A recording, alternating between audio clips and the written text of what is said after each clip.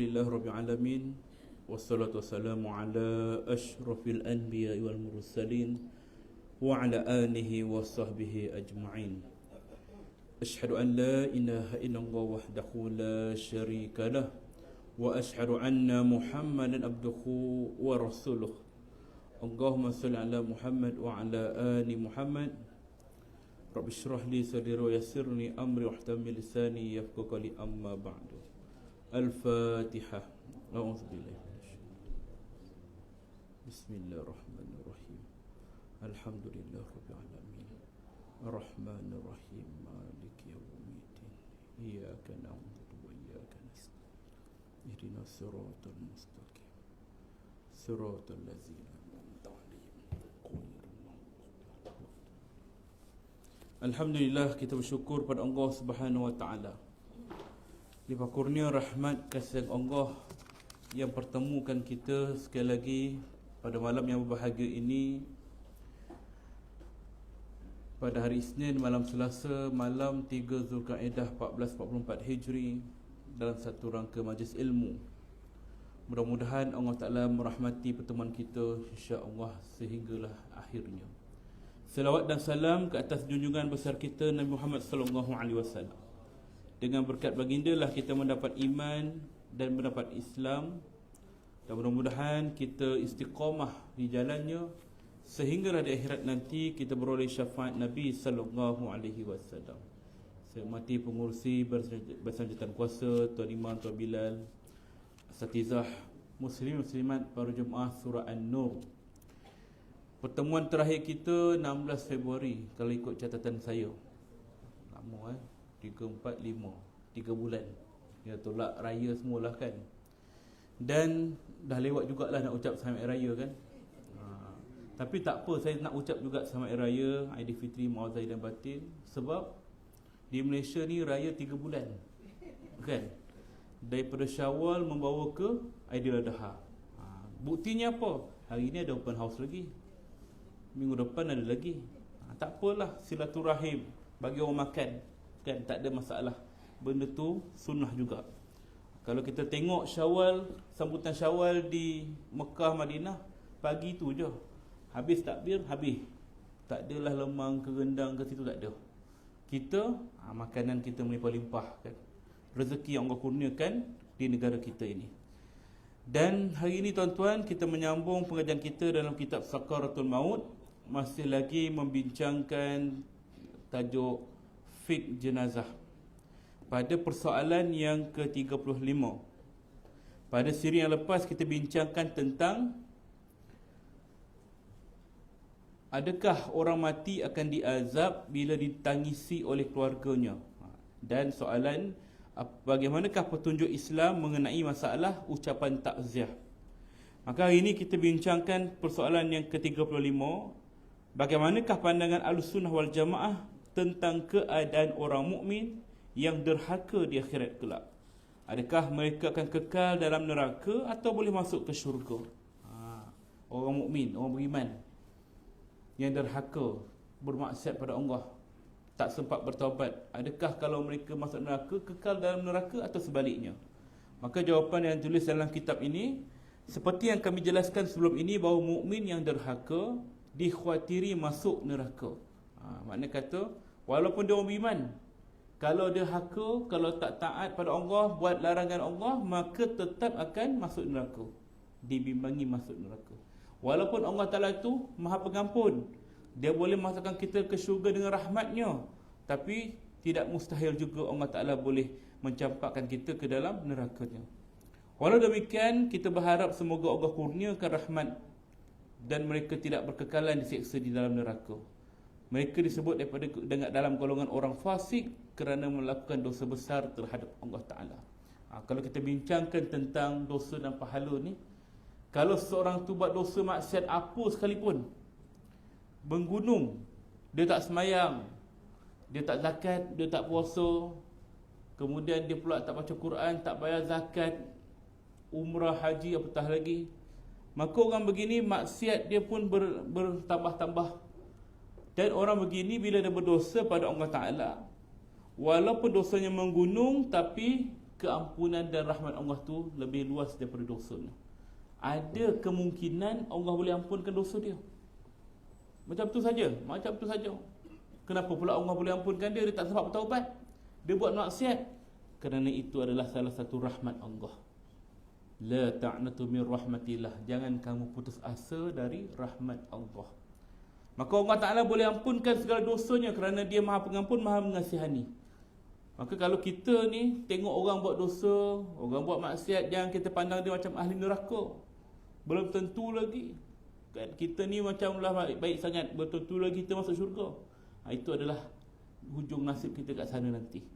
Walaupun kita nampak orang kafir buat maksiat, minum arak kan, kita tengok dia, dia masuk neraka mati nanti kan. Ataupun dia mati dalam keadaan kafir sekalipun, kita tetap tak boleh menghukumnya neraka selagi mana Allah dan Rasulnya tidak meletakkan demikian. Maksudnya ialah, kalau kita tengok jiran kita mati dalam keadaan kafir, takkan kita nak kata dia ahli neraka? Tak boleh. Adakah dia ahli syurga? Pun tak boleh cakap juga. Apa nak kata apa? Diam je lah, tu terpulang pada Allah Ta'ala. Melainkan orang-orang yang Allah dah sebut dah ahli neraka, Abu Jahal, Abu Lahab, Fir'aun, Haman. Makna kata orang-orang yang memang Allah sebut dalam Quran dan Nabi sebut dalam hadis, maka itulah ahli neraka. Yang lain, Allahu a'lam. Kalau nak sebut ahli syurga boleh? Boleh, itu doa. Tengok orang meninggal di kalangan orang mukmin lah, insya-Allah syurga tempat dia ni. Cakap macam tu je, kita husnuzon, sangka baik kepada Allah Ta'ala dan sangka baik kepada semati. Maka orang-orang begini dia buat dosa, itu antara dia dengan Allah Ta'ala. Allah berhak nak mengampunnya, Allah berhak untuk mengazabnya. Namun demikian, jika mereka bersalahan ataupun melakukan satu kesilapan dengan orang lain, manusia, walaupun kesalahan tu kecil je, hatta dia ambil tanah orang tu seinci je, dalam keadaan sengaja, maka itulah yang akan menjadi bebanan di mahsyar nanti. Allah tak boleh ampunkan. Tak boleh ampunkan. Allah kata itu kamu minta keredaan dia dulu. Tuan-tuan ya, ni berat ni ya. Ada beberapa tahun sudah saya suka nak kongsikan kisah ni, bukan dalam 10 tahun lepas. Betapa dahsyatnya erti sebuah kemaafan. Satu orang lelaki tua, dia sakit nazak, nak meninggal dah, umur dah 80 lebih dah, pakai atuk lah. Dan dalam keadaan nazak tu, pihak hospital kata dia ni dah boleh balik dah, tak ada harapan dah, baliklah kan. Dan bawa balik ke kampung dia. Dan di situlah berkumpul anak-anak dia ramai, anak dia kumpul, cucu-cucu kumpul. Dengan tengok dia dalam keadaan tak ada harapan, mata terbeliak, mulut terbuka kan. Sehari, 2 hari, 3 hari, masih lagi dalam keadaan begitu. Makna kata dia ni macam tak lepas kan. Maka anak-anak pun risaulah pasal ayah ni dah lama sakit ni. Dan mereka pun risau juga sebab dah lama ambil cuti. Cuti kan, dah seminggu dah, tak ya poyong tua ni kan. Macam tu lah kadang terdetik kat hati kan. Buka atap kadang-kadang orang kan, mungkin ada sesuatu kan, ada benda tak lepas ni kan. Jumpalah ustaz-ustaz ke apa ke semua kan, doa, buat tahlil dengan imam-imam semua. Macam tu lah keadaan dia. Sehinggalah saya satu hari tu dipanggil, ustaz tolong datang. Saya datang, saya tengok orang tu dalam keadaan sakit. Saya kata, ada tak benda-benda kat dunia ni yang dia tak lepas lagi? Dia kata dia tak ada ambil apa-apa, dia tak ada amalan apa-apa. Makna kata amalan yang dia kata hantu raya ke saka ke, memang kami tahu dia tak ada. Makna kata dia ni orang baik lah. Habis tu mesti ada benda yang menyebabkan dia begini kan. Kita bukan nak kata dia buat salah, tapi nak cari punca ataupun nak cari jalan keluar. Maka salah seorang anak dia tu pun kata gini, ustaz kami jujur lah, dia ada satu orang yang tak maafkan dia lagi, tak lepaskan dia lagi. Siapa dia tu? Kalau boleh panggil lah. Dia kata orang tak nak datang. Dia tu kakak ipar dia, kakak ipar dia sendiri, umur 80 lebih juga, pangkat dia juga. Makna kata di mana dia? Ada dekat KL, ada rumah dia kat kampung, kat KL. Kenapa tak telefon dia? Dah telefon dah, puas dah kami pujuk dia, tak nak. Apa masalah pun tak tahulah. Kadang kita ni buat salah kat orang, kita minta maaf kat orang. Kadang-kadang orang boleh maafkan, tapi kita tak tahu sejauh mana kedalaman luka dia tu, hati dia tu. Dia takkan lupakan, tak dapat lupakan kan. Maaf mungkin boleh, lupa tak mustahil pun, lupa tu mustahil. Maka di pujuk akhirnya kakak ipar dia semua setujulah balik. Waktu dia balik tu saya pun datang sekali lagi tengok. Dan ketika tu dia memang dah nazak dah, memang tak ada apa dah. Tunggu akhirnya dia datang dalam keadaan uzur, bertongkat, orang tolak wheelchair dia sampai kat muka pintu, dia pun bertongkat berapa. Sampailah dekat orang yang sakit tu, dia bisik depan mata saya ni. Dia macam perlahan, anak-anak dia kata, tolonglah makcik, maafkanlah ayah ni, lepaskanlah ayah ni. Dia pergi kat tu, dia bisik, mungkin sebuah kemaafan ke apa ke, dia bisik. Kemudian yang sakit tu keluar mata dia, macam tu, macam ni. Kemudian dia pergi, dah saya tak nak lama kat sini, saya tak sihat, kata dia. Orang pun papah dia keluar. Dia berjalan sampai kat pintu, tiba-tiba yang sakit tadi pun meninggal dunia. Habis itu je. Ya Allah, kan, subhanallah, depan mata kan. Betapa dahsyatnya Allah Ta'ala nak tunjukkan beratnya tanggungan kita bila tak dapat keredaan manusia. Apa kesan dia? Kan, pandangan kita nampak, ya Allah, kesiannya, terseksanya dia nak mati. Tapi kalau kita pandang dari satu sudut yang lain, itu adalah rahmat Allah. Sebab Allah tak nak bebanan yang berat itu di antara manusia dengan manusia itu dibawa sampai ke mahsyar. Maka Allah nak selesaikan kat dunia. Biarlah kat dunia dia sakit, biarlah kat dunia dia nampak terseksa, azab nak mati. Tapi mudah-mudahan ke akhirat selesai, habis, tak ada tanggungan dah. Mungkin itulah bukti dia. Dan dia meninggal dunia, memberi keinsafan pada semua yang melihat ketika tu. Kan? Itu dahsyat tuan-tuan. Kalau kita ada buat salah silap pada orang, cari orang tu. Kalau tak jumpa, cari anak-anak dia. Kalau dah meninggal, kita doakan dia, kita buat kebaikan untuk dia, sedekah dan sebagainya, hadiah untuk dia.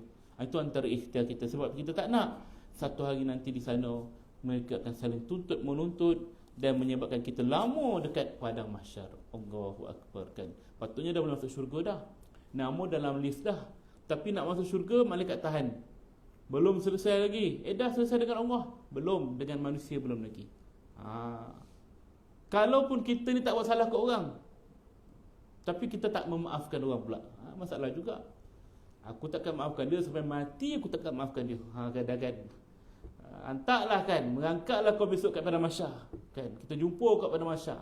Kadang-kadang kita fikir padang mahsyar tu macam padang reunion, kan, tak berjumpa, gathering semua, kan. Padahal itulah sedahsyat-dahsyat padang. Hamparan yang luas tetapi sempit dengan manusia. Macam mana kita nak tunggu orang tu mencari kita? Kita kat timur, dia kat barat. Berjuta bilion manusia, makhluk Allah Ta'ala, jin dan sebagainya. Dia nak mengentas kita pun tak tahu. Bukannya ada waste, telefon pun tak ada. Nak cari kita macam mana? Jadi kita ni kata, aku tak maafkan dia. Kita kena menunggu untuk dapatkan kemaafan dia, nak dapatkan hak kita. Ya Allah, aku tak nak dah, aku lepaskanlah dia. Dah terlambat. Kalau kat dunia dulu kau dah maafkan dia, Allah lepaskan kau hari ni. Allah naikkan darjat kau satu lagi. Tapi kau fikir untuk tuntutan dekat sini, maka tunggulah dia datang. Inilah kedahsyatan dia, tuan-tuan ya. Nabi sendiri pun mempunyai satu bebanan, iaitulah peritnya nak memaafkan seseorang. Pada siapa?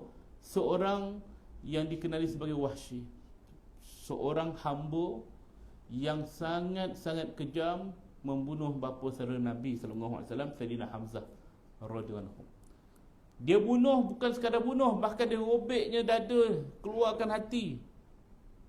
Kerana apa? Bukan kerana benci, bukan kerana dendam, tapi kerana tuan dia kata, wahai Wahsy, kalau kau bunuh Hamzah, kau bedahlah dada, kau tunjuk kat aku lepaskan kau. Maknanya kata tak jadi hamba dah. Kerana Nabi sebuah kebebasan, tergamak dia buat kekejaman begitu. Memang waktu perang tu dia nak cari Hasan dan Hamzah saja. Maka Nabi rasa duka cita, sedih, benci, meluat, kan, dengan orang ni. Jangan aku jumpa, kalau aku jumpa mati dia ni. Macam tu lah agaknya kebencian. Satu hari, beberapa tahun kemudian, Wahsy ni masuk Islam. Masuk Islam pula. Dan bila dia masuk Islam, dia nak jumpa Nabi, tapi dia takut. Tanya pada sahabat-sahabat, bolehkah aku jumpa Nabi? Pergilah jumpa Nabi. Nabi tu kan ampunkan umat. Macam tu lah. Nabi kan ampunkan umat. Pergilah. Dia berjumpa dengan Nabi, Nabi tak nak pandang dia. Wahsy, pergi dari sini. Aku maafkan engkau, tapi jangan lihat muka aku lagi. Aku tak nak melihat muka kau lagi. Begitulah Nabi memaafkan, tapi tak boleh melupakan. Inilah sifat manusia. Maaf boleh, tapi melupakan susah bagi kita. Maka apa boleh kita buat? Jauhkan diri. Jauhkan diri lah. Kan, ini di antara orang luar dengan orang luar. Ya. Makna kata kalau kita dengan adik-beradik macam mana pula? Adik-beradik itu tidak boleh kita jauhkan diri kerana ia terikat dengan nama silaturahim. Kita bergaduh dengan Pak Long, Along kita. Malah lah bertahun-tahun tak jumpa. Ini memutus silaturahim. Tak boleh. Silaturahim ni apa? Dia satu rahim dengan mak. Berkaitan di antara satu dengan satu lain. Maka kita kena gabungkan balik. Macam mana sekalipun dia marah, tetap kena tautkan balik, ya. Itu di antara perkara yang perlu kita tekankan dalam persoalan seorang mukmin yang derhaka dikhawatiri masuk ke neraka. Baik, ada soalan sebelum kita masuk ke soalan 36. Okey. Bolehkah kita mengatakan seseorang sebagai ahli syurga atau ahli neraka? Ini kita dah sebut tadi. Ibn Taymiyah berkata, ulama Ahlus Sunnah wal Jamaah dalam hal ini memiliki dua pendapat. Pendapat pertama, kita tak boleh mengatakan bahawa seorang itu masuk ahli syurga kecuali jika Rasulullah SAW sendiri menyatakan sedemikian. Kalau Nabi kata, baru boleh. Kalau Nabi tak kata, tak payahlah. Pandangan kedua, orang yang bertakwa, zuhud, beramal soleh, di samping ramai orang yang mengakui kesolehannya ke atas dirinya, maka boleh kita mengatakan bahawa dia termasuk ahli syurga. Dalilnya Nabi SAW menyebut dia berhak masuk syurga, dia berhak masuk syurga. Kemudian baginda bersabda, kamu adalah saksi Allah di permukaan buminya.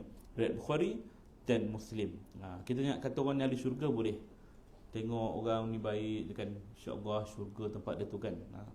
Tetapi tak boleh mengatakan sebagai seorang ahli neraka, melainkan terhadap orang-orang yang telah dinyatakan oleh Allah Ta'ala dan Rasulnya bahawa mereka termasuk ahli neraka, seperti Abu Lahab dan lain-lainnya. Jika jadi tidak dibenarkan mengatakan seseorang ahli neraka selain yang dinyatakan oleh Allah dan Rasulnya. Mana kata tak boleh kata kau ni neraka tempat kau ni. Kita marah kat orang tu, dia kejam sangat, dia buas sangat, bengis sangat. Kita kata ini ciri ahli neraka. Kau ni memang layak masuk neraka. Tak boleh. Ya, walaupun benci sekalipun, kita hanya katakan besok kau akan diazab, besok kau akan dibalas. Itu je lah, atas perbuatan. Tapi tak boleh kata kau ni ahli neraka, itu telah menghukumnya. Wallahualam. Ada persoalan, tuan-tuan? Kita selesai 36 persoalan dalam fiqh jenazah. Baik. Ada soalan? Jika tak ada, saya akan masuk ke bab yang baru, iaitulah menjelang sakaratul maut tiba, kematian, ya. Kalau kita faham sakaratul maut dari segi bahasa tu, sakarat itu ialah mabuk. Maut itu ialah kematian. Sakaratul maut ialah mabuk di ambang kematian. Macam mana mabuk di ambang kematian? Tuan-tuan pernah mabuk tak? Pernah tak? Ada tak tuan-tuan sini pernah mabuk? Tak semestinya mabuk ni minum toddy, minum brandy, kan? Mabuk naik kereta, mabuk naik naik kapal, mabuk laut, mabuk naik kapal terbang, mabuk naik kereta api, kan? Mabuk cinta asmara, boleh jadi juga, kan? Macam mana mabuk cinta asmara tu? Dia tak kium nak, dia nak juga si Milah tu, kan? Jangan umpuk orang tu, jangan. Kan ada lagu tu. Jadi nak kata bahawa benda yang mabuk ni ialah benda yang orang tak boleh fikir secara waras. Tak reti mana baik, mana buruk, mana dosa, mana pahala, mana kiri, mana kanan. Orang mabuk minum arak, macam mana jalan dia? Terhuyung hayang, kena orang papah dia, kena orang bimbing dia. Orang mabuk nak mati, dia kena dibimbing juga, kena dibawa juga. Iaitulah Nabi sebut, lakinu mautakum la ilaha illallah. Ingatkan, talkinkan pada orang yang nak mati itu la ilaha illallah. Sebab apa? Dia lupa, kan? Baik.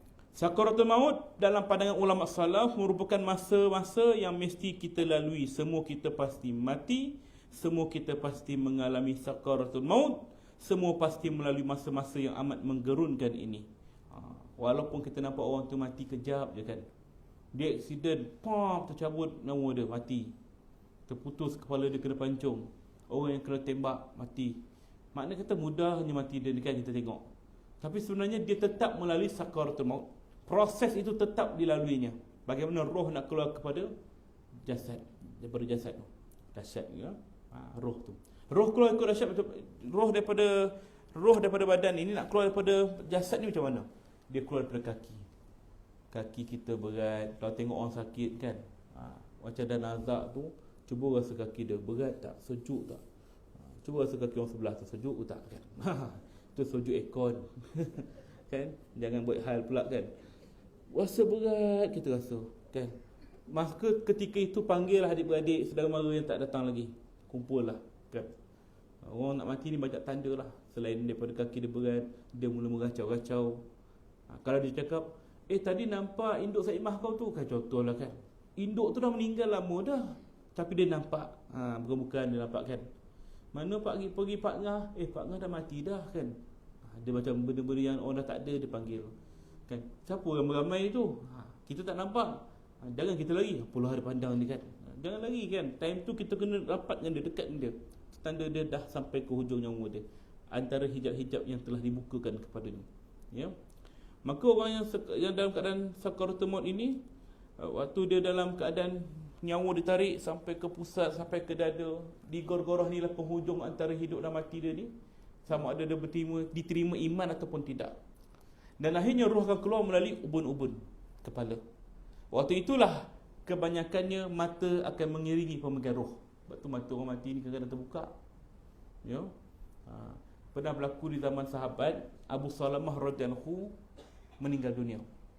Ketika itu mata dia terbuka. Maka orang tengok mata dia terbuka, orang tu macam kita jugalah. Pokoknya mata terbuka tu, ni mesti ada benda-benda pelik dia ni kan. Ada benda tak dia buat ni kan. Kita fikir bukan-bukan. Maka Nabi ketika itu tengok jenazah tu mata terbuka, Nabi pun tutup matanya.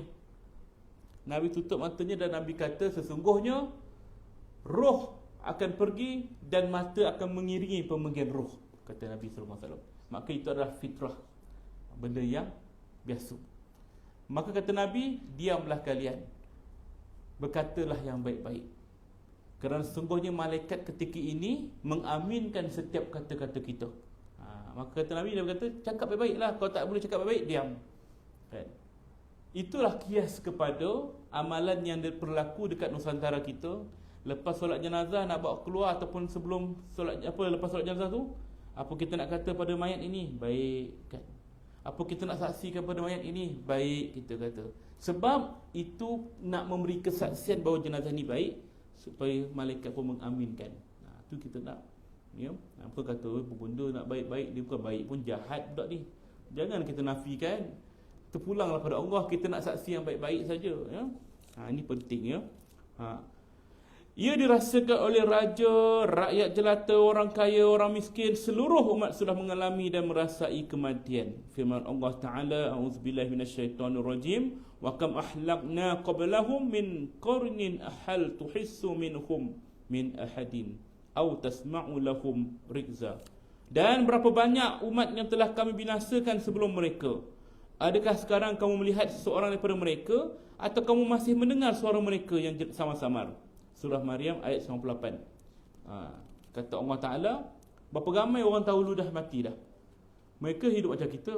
Mereka makan, mereka berkahwin, mereka bekerja. Tapi hari ini tak ada. Mana pergi? Adakah kita melihat mereka lagi? Tak ada. Adakah kita dengar suara mereka lagi? Tak ada. Maka inilah membuktikan kita bahawa sakaratul maut itu tetap akan berlaku pada siapa saja. Ya, kita sedang menunggu giliran waktunya. Maka perbahasan saya pada kali ini terdiri daripada 3 unsur penting. Iaitulah pertama, Al-Quran yang membincangkan kematian. Kedua, kematian dalam perspektif hadis sahih. Dan ketiga, kematian mengikut pandangan ulama salaf dan orang-orang yang lalai. Kita nak cerita tentang kematian yang baik-baik ya. Saya kalau buat kursus jenazah ataupun kalau saya buat kuliah, kadang ada orang bertanya saya, Ustaz, ada tak cerita-cerita pelik? Cerita-cerita pelik dia minta kan. Cerita pelik macam mana? Yalah macam keluar lidah terjelir ke, perut busung ke, mata terbuka macam tu kan. Dia nak cerita-cerita macam tu. Dia tak puas ke tengok kat buku Mastika ke, kan? Dalam drama Tanah Kubur tu ke, tak puas kan? Nak juga cerita macam tu kan. Saya kata ada, tapi tidaklah macam dalam TV tu. TV tu tokok tambah banyak, nak bagi sedap cerita tu kan. Tapi kalau kita nak tahu tentang kisah orang mati ni, ambil cerita-cerita yang baik sebagai ibrah kita. Ambil apakah kebaikan yang ada pada dia yang boleh kita contohi. yang boleh kita ikut. Ini kita nak, ya, sebagai sandaran untuk kita, ya. Sebagaimana kisah Amru al-As, Sayyidina Amru al-As radhiyallahu, seorang sahabat yang dikenali cerdik dan ahli strategik dalam peperangan. Dia digelar sebagai singa Arab. Hebat dia ni dalam peperangan, panglima perang, Amru al-As. Betapapun hebatnya dia, namun dia tetap tidak mampu mengelak dari kematian. Tetap tak boleh elak daripada kematian. Kematian memusnahkan tipu helah orang yang licik, melumpuhkan kekuatan penguasa, meranapkan segala harta benda orang kaya. Itulah kematian. Dan ketika Amru al-As dalam keadaan sakaratul maut, puteranya Abdullah bin Amru bertanya, "Wahai ayah, boleh tak engkau ceritakan macam mana kematian kepadaku?" Ayah dia tengah nazak. Dia tanya, "Ayah, cuba cerita apa yang sedang ayah lalui sekarang. Apakah gambaran ataupun perasaan ayah sekarang ni?" Maka dia menjawab, "Wahai anakku, demi Allah, seolah-olah aku merasakan gunung ganang yang ada kat muka bumi ni semuanya diletakkan di atas dadaku. Seakan-akan sempitnya dada ni dihimpit dengan gunung ganang. Beratnya. Dan aku seolah-olah bernafas melalui lubang jarum yang sempit." Lubang jarum, tuan-tuan. Lubang jarum tu yang kita nak masukkan benang ke dalam lubang jarum yang kecil tu. Macam mana? Tak apa kali hisap lah kan benang tu. Tak, ia masuk mata tak apa nampak kan, kejap ke kanan, kejap ke kiri. Kecil lubang tu, tuan-tuan. Itulah lubang nafas kita. Sebab itulah, tuan-tuan, kalau tengok orang tengah nazak, kita nak ajar kalimah la ilaha illallah. Jangan paksa dia sedang sakit. Orang sakit kalau kita paksa, jadi marah dia, jadi benci. Kan? Maka di tengah nazak ni, kita berkata, ikut saya, la ilaha illallah, la ilaha illallah, la ilaha illallah. Dia jadi benci. Dia ada cara dia. Apa cara dia? Dia tengah tarik nafas, kita nampak dia macam sepuk, berat kan. Jangan ajar lagi. Batu tu dia sedang sakit, dia tarik nafas, susah nak tarik nafas. Waktu dia nak hembus tu, kesempatan yang sedikit tu, cepat-cepat kita bisik kat dia, la ilaha illallah. Mudah-mudahan Allah izinkan dia ketika dia hembuskan nafas dengan kalimah itu, la ilaha illallah. Itu yang kita nak, kan? Bukan ketika dia sedang sakit, waktu tu dia dalam keadaan sakit. Jangan kita paksa dia, bang, sebut bang. Dia tak mampu, tuan-tuan, ya? Kita bimbang dia akan membenci kalimah itu, ya? Ibnu Rajab menceritakan Umar Al-Khattab radhiyallahu bertanya kepada Ka'ab Al-Akhbar, "Wahai Ka'ab, ketika mana dia dalam keadaan nazak, Sayyidina Umar bertanya, bolehkah kamu gambarkan kematian kepadaku? Macam mana rupa kematian ni, wahai Ka'ab?" Ka'ab menjawab, "Wahai Amirul Mukminin, aku merasakan kematian itu bagaikan seorang lelaki yang dipukul dengan sebatang pokok bidara." Pokok bidara ni tajam, tuan-tuan, kan? Daun dia, pasal pokok ranting dia tu tajam. Bayangkanlah pokok yang penuh dengan duri yang tajam dimasukkan ke dalam urat saraf kita, ikut mulut. Masuk sampai ke tekak, sampai ke jantung. Sebaik saja sampai ke dasar jantung, kemudian diretap dan tercaburlah urat saraf tersebut bersama dengannya. Begitulah gambaran sakitnya sakaratul maut. Allah tak dapat kita bayangkan, tuan-tuan. Waktu itu manusia lupa. Dia lupa semuanya, termasuklah dia lupa dirinya, dia lupa keluarganya, dan paling dahsyat dia lupa siapa Tuhannya. Sebab tu, tuan-tuan, ia bergantung pada amalan kita. Yusabbitullahu allazina amanu biqauli sabit fil hayatid dunya wa fil akhirah. Allah teguhkan ucapan orang yang beriman di dunia dan di akhirat. Kalau dia orang beriman, kalau dia ni orang beramal soleh, maka dia pasti akan dapat ucap kalimah tu, walaupun waktu tu dia mati seseorang kat rumah. Seseorang kat rumah, kan? Berapa hari dah meninggal tu? Dua hari dah. Tak ada siapa tahu, kan? Siapa yang ajar dia mengucap, tak ada siapa. Tapi kalau dia orang beriman, dia pasti akan dapat ucap kalimah tu. Ini janji Allah. Wa yudillullahu zalimin, dan Allah boleh sesatkan orang zalim. Siapa orang zalim ni? Orang yang buat maksiat, orang yang buat dosa, tak bertaubat, tak insaf. Walaupun ketika nak mati tu ramai orang talkinkan kalimah la ilaha illallah, dia dengar tapi sikit pun Allah tak izinkan kalimah tu keluar daripada gargarah dia. Wa yaf'alu Allahu ma yasha. Allah boleh buat apa sahaja yang dia kehendaki. Ini kita takut, tuan-tuan, penghujung usia kita dalam keadaan begitu, ya. Falaula iza balagatil khulqum wa antum hina idzin tanzurun. Mengapa ketika nyawa sampai di kerongkong padahal ketika itu kamu melihat? wa nahnu aqrabu ilaihi minkum walakin la tubsirun. Kami ketika itu sangat dekat kepadanya daripada kamu, tetapi kamu tidak melihat. Falaula in kuntum ghairu madinin tarji'unaha in kuntum sadiqin. Tapi kamu tidak melihat, dan mengapakah kamu tidak mencuba untuk kembalikan nyawa itu semula ke tempatnya jika kamu adalah orang-orang yang benar. Allah Ta'ala cabar kita. Kalau kita ni hebat sangat, cubalah masukkan balik roh orang yang dah keluar, dah mati tu, masuk balik ke tempat asal jasadnya. Tak boleh. Hebat macam mana doktor pakar sekalipun, dia pun tak dapat nak selamatkan nyawa dia sendiri, kan?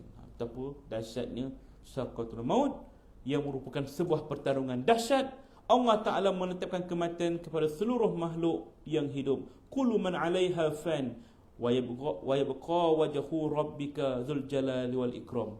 Setiap yang ada kat bumi ni semua binasa. Semua. Kita binasa, rumah kita binasa, negeri kita, negara kita, bumi semua binasa. Yang kekal zat Tuhanmu yang mempunyai kebesaran dan kemuliaan. Inilah yang perlu kita ingat dalam kematian. Tuan-tuan ada persoalan nak bertanya, boleh turun kat tangannya berkaitan dengan ni, ya. Kalau tengok pada kesempatan kematian, tuan-tuan, ada minggu lepas, hari ni hari Isnin, minggu lepas hari Sabtu malam Ahad, ya, seorang anak muda meninggal dunia, anak kepada pengurusi SPJM Negeri Pahang, saya punya tim lah. Anak dia meninggal aksiden malam minggu, waktu tu nak pergi minum dengan kawan dia, dan dia meninggal tanpa siapa tahu bahawa dia akan meninggal. Ialah muda lagi.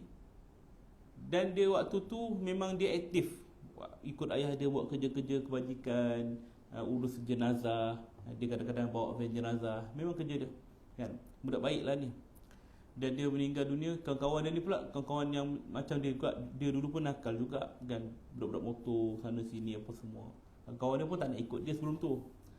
Bila dia meninggal, maka terbukalah satu-satu. Maknanya kata, biasalah kalau orang mati kan, orang akan cakap patutlah dia macam ni.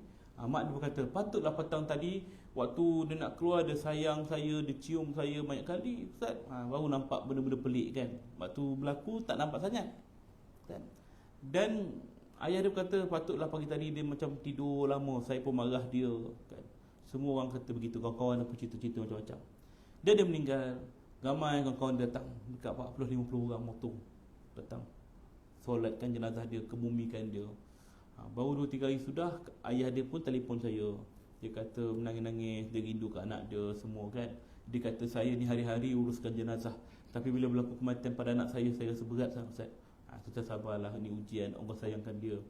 Dia kata, Ustaz, saya ni ada sesuatu nak bagi tahu ni, tapi nantilah. Ayah dia pergi Aceh sekarang ni, dia ada rombongan kat sana. Dia kata balik nanti saya nak bincang dengan Ustaz, sebab di tangan saya dekat 40,000 ada. Saya kata, duit apa ni? Duit arwah ke, dia bekerja ke, sok-sok ke, insurans ke? Bukan, duit sumbangan kawan-kawan dia. Kawan-kawan dia sumbang. Kenapa? Kawan-kawan dia kata, buatlah pakcik kerja-kerja kebajikan arwah ni, biar sambung, kan. Dan kawan-kawan dia kata nak masuk join untuk uruskan jenazah ataupun program-program kebajikan bersama dengan ayah arwah ni. Tengok betapa dahsyatnya, kan. Kadang-kadang kita buat kebaikan, kita nak ajak kebaikan pada orang, orang tak nak ikut. Tapi jangan putus asa, buat aja kebaikan. Mana tahu lepas kita dah tak ada, barulah orang bagi hidayah pada dia untuk diikut. Maka ganjaran tu pada kita, saham kita.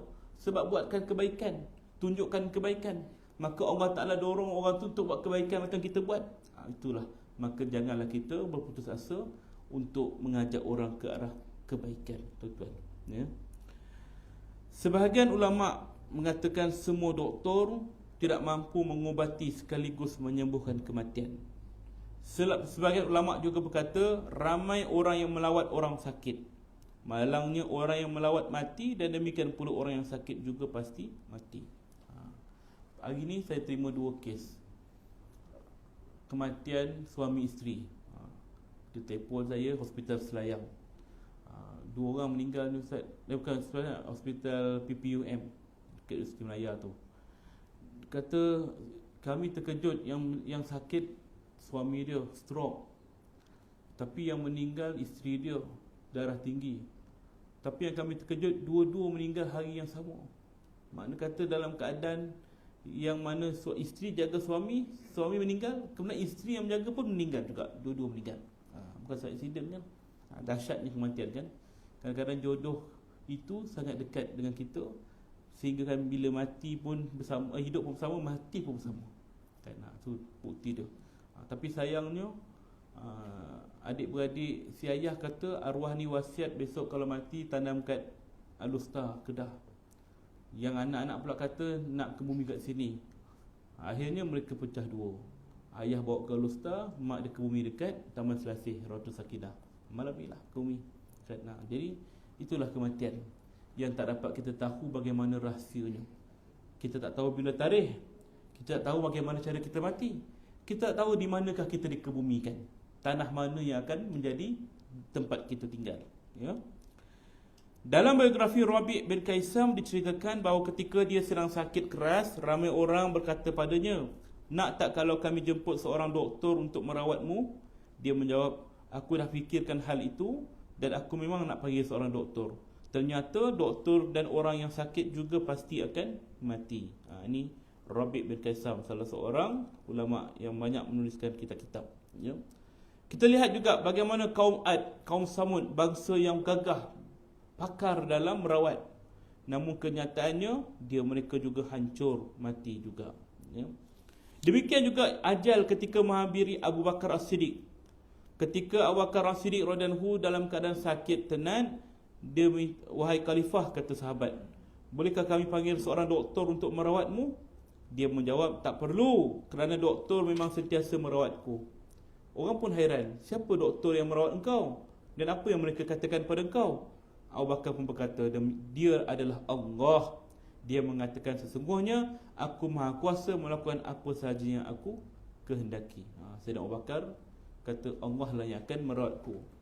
Kematian Sayyidina Abu Bakar As-Siddiq radhiyallahu anhu. Kullu nafsin za'iqatul maut. Setiap yang mati, setiap yang berjiwa pasti akan merasai mati. Innaka mayitun wa innahum mayitun. Sesungguhnya kamu akan mati, sesungguhnya mereka juga akan mati. Inilah yang disebut kepada Rasulullah sallallahu alaihi wasallam. Kerana baginda sedar baginda sendiri akan meninggal dunia. Kita tengok betapa dahsyatnya ketika Rasulullah meninggal dunia. Waktu itu yang tak boleh terima siapa? Yang tak boleh terima ialah Sayyidina Umar Al-Khattab. Mengamuk Sayyidina Umar. Kenapa? Pagi subuh tadi Nabi solat bersama kami. Nabi dah sihat dah. Nabi solat, semua orang jadi saksi Nabi solat. Sayyidina Umar Abu Bakar pun dah pergi bekerja dah. Dia kata Nabi dah sihat, Abu Bakar pun pergi bekerja. Siapa yang kata Rasulullah wafat, aku akan pancung dia. Jadikan isterinya janda, jadikan anaknya yatim. Punya banglah dia. Sehingga Abu Bakar daripada ladangnya turun pergi ke rumah Rasulullah, masuk ke rumah Rasulullah, melihat jasad Rasulullah, dan dia pun menangis mencium wajah Rasulullah. Ya Rasulullah, sungguh wanginya kamu, sucinya kamu ketika kamu hidup, begitu juga ketika kamu mati. Dan dia pun keluar, "Wahai Umar, sesungguhnya kalau engkau menyembah Allah, sesungguhnya Allah itu kekal abadi. Tapi kalau engkau menyembah Muhammad, sesungguhnya Muhammad itu telah mati." Maka barulah Sayyidina Umar sedar Rasulullah SAW telah wafat. Itulah tuan-tuan kisah yang kita ceritakan tentang kematian yang berlaku pada orang-orang beriman, berlaku pada Nabi, berlaku pada orang kafir, berlaku pada seluruh makhluk Allah. Demikianlah kita perlulah beringat. Dia tidak mengenal waktu. Syarat mati tidak ada. Tidak kira tua atau muda, tidak kira kaya atau miskin, tidak kira pangkat tinggi atau rendah, tidak kira sakit ataupun sihat, tidak kira bersedia ataupun tidak. Ia hanyalah hidup. Kalau kita hidup, maka kita layaklah untuk mati. Wallahu a'lam bishawab, tuan-tuan. Kalau tidak ada persoalan, kita tangguh dulu. Ya tuan.